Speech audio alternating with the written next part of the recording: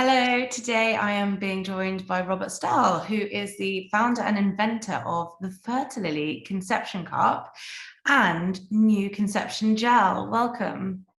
Just a quick intro, maybe for the people that obviously didn't follow the first podcast.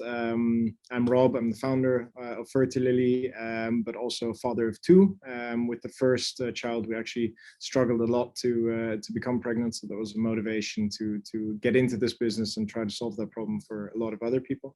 And our second child, Stella, was actually the result of using the Fertility Cup ourselves. So that was an exciting time.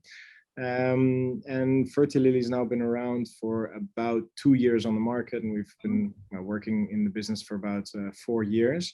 And we've seen a huge development, and that's obviously with a lot of attention being paid to femtech in general. So there's a lot of apps coming out. There's a lot of technology being developed for everything from tracking ovulation to new ways to become pregnant, like with the Fertility, but everything also like technology for dealing with for dealing with urinary incontinence and things like that. Sorry, I need to switch sometimes between Dutch and English. But you see a lot of things happening, and also in the US, everything from investors being excited around the industry to really new developments coming out. So it's an exciting field to be in for us also. That's awesome. So why have you developed a new sperm-friendly lubricant? Well, this is after being on the market for about 2 years. We obviously want to stay in touch with a lot of our customers. So one of our key initiatives is always to really talk to the people using our product and see how they're doing, see what they would like to see improve in the market. And one of the biggest things that we saw from customers using Fertility and customers trying to conceive in general was that when you're trying to conceive, you have to often plan sex. I mean, in the beginning, the first 3 or 4 months, everything's quite spontaneous still. You're not thinking about it too much, but after 3 or 4 months, people do start kind of saying, okay, I'm ovulating at that time of the month, and then we need to have sex. And one of the biggest issues that actually happens first is vaginal dryness. And we do see that vaginal dryness is actually twice as common with people trying to conceive, because you obviously have to plan and you're not in the mood and you go. And for us guys, it's a little bit easier. Vaginal dryness is definitely a big thing when you're trying to conceive. And obviously that makes it all less comfortable, and then you're rushing the moment. And it is shown that pleasure in intercourse and also the female orgasm in general really helps to conceive, because it does help to kind of push the sperm where it needs to be, helps the cervix to open a little bit. So for us, that was almost a no-brainer to say, okay, there's a few lubricants on the market. There's commercial lubricants like from the big condom brands, for example, things like that. But they're not good for sperm. They're often not good for the vagina or the vaginal environment, and they're just not made for trying to conceive. So we said, well, let's get on top of this and develop a sperm-friendly lubricant. And that was the motivation. Okay, so people may know of lubricants that aren't sperm-friendly. What makes yours sperm-friendly? Like, what's the difference between one that's not and one that is, for example?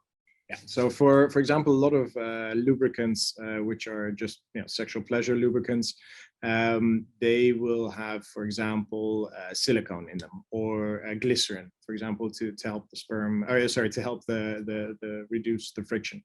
But glycerin, as an example, has a different osmolality, as they call it. And I think maybe back in science days, you heard about it, where you have a bag with water with a lot of salt in it and a bag of water with no salt in it. And then the water goes over to the side with the salt. It's just a difference in how many ions are around.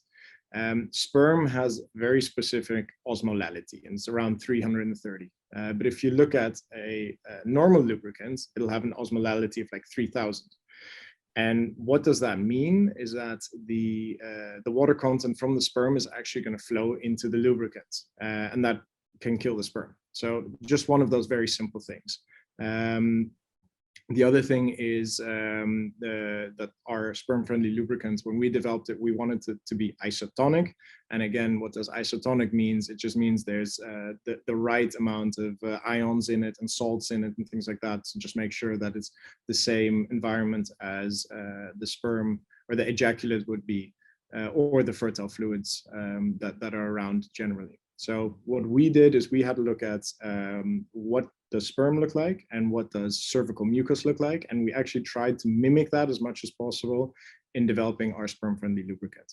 So also tried to keep out as many ingredients that you don't need as possible, and just keep it as natural as possible to really mimic the natural fertile fluids. And yeah, that then resulted in a formulation where the lubrication of it is based on something called xanthan gum, and it's a very natural gum that comes out of trees and just helps to create the lubricating effect.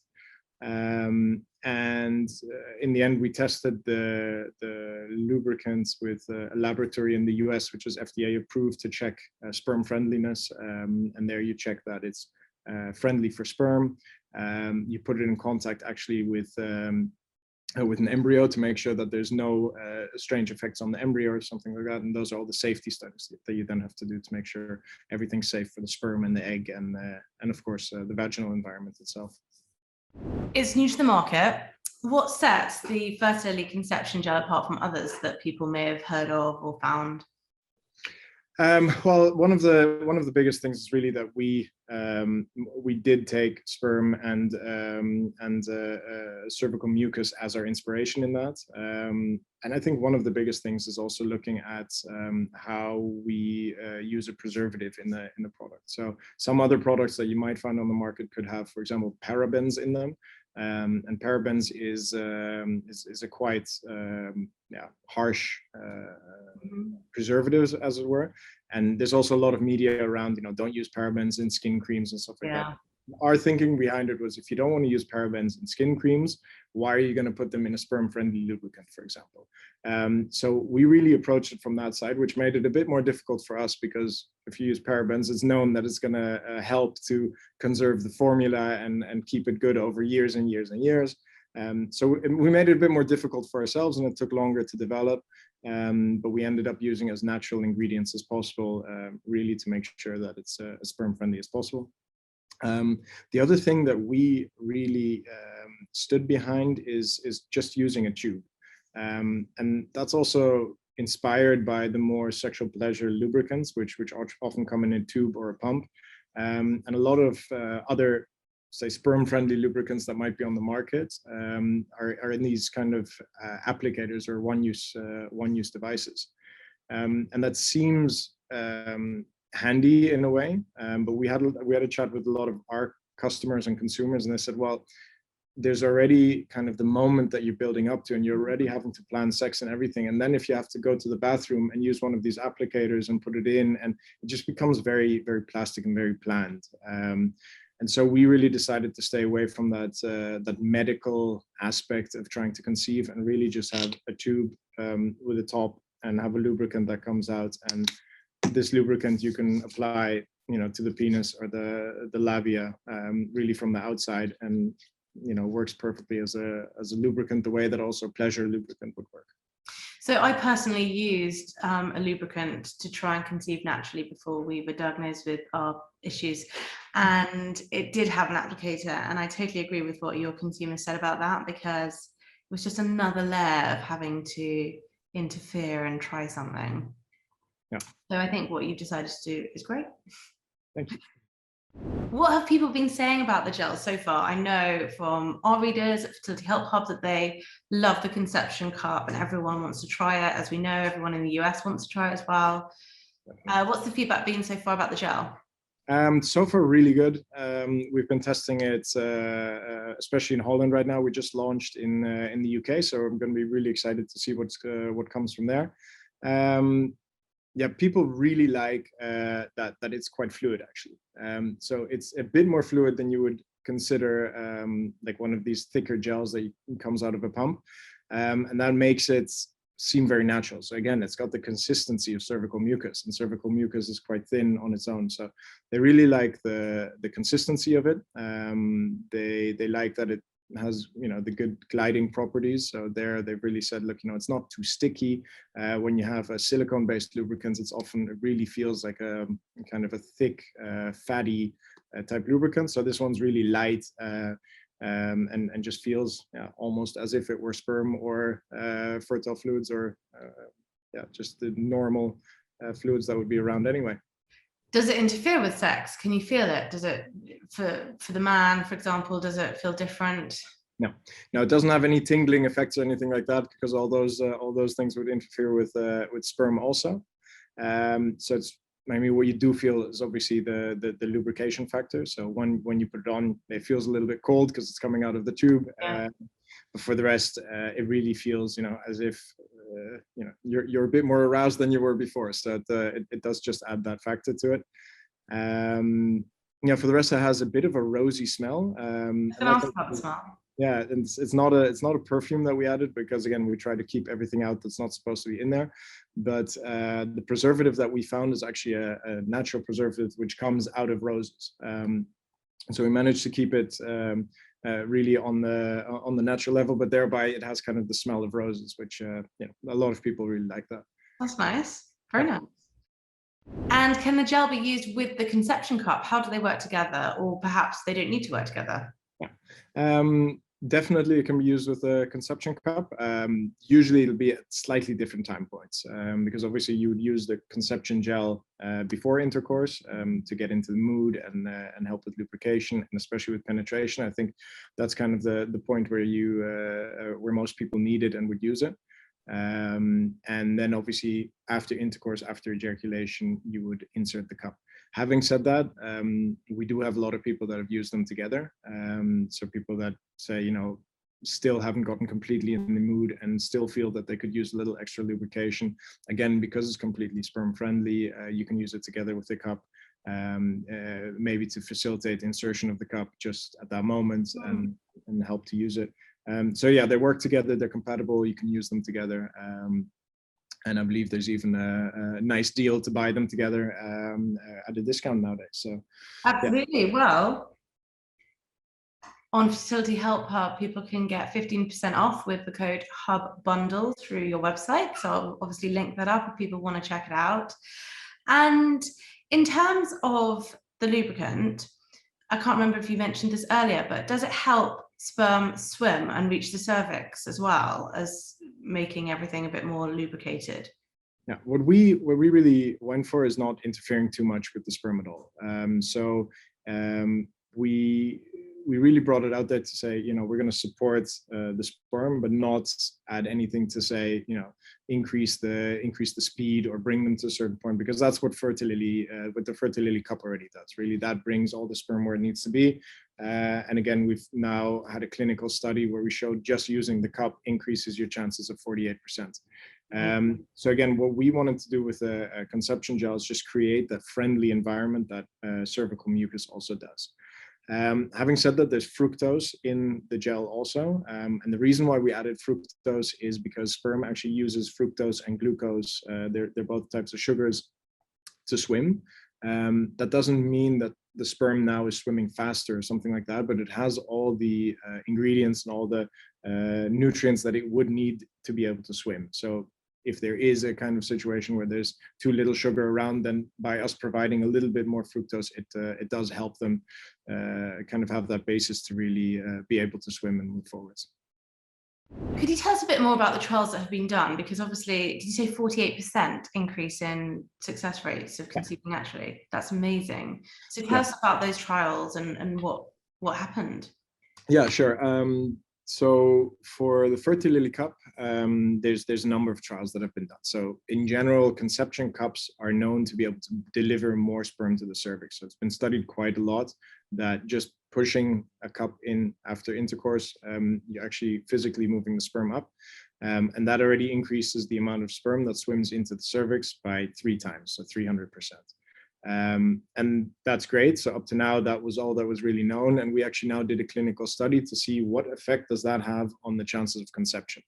And in that trial, we recruited, I think it was 85 couples or 86 couples that we followed over 3-month time. And really every month asked them, are you pregnant? Are you still using the cup? What do you think about the cup, of course? And then at the end of that study, we took up the tally and said, where are we? And it basically resulted that in the entire population, 1.5 times as many people were pregnant as what you would expect from that population. So there's all these models that you can look at who is joining the study and what is the expected pregnancy rate from that group.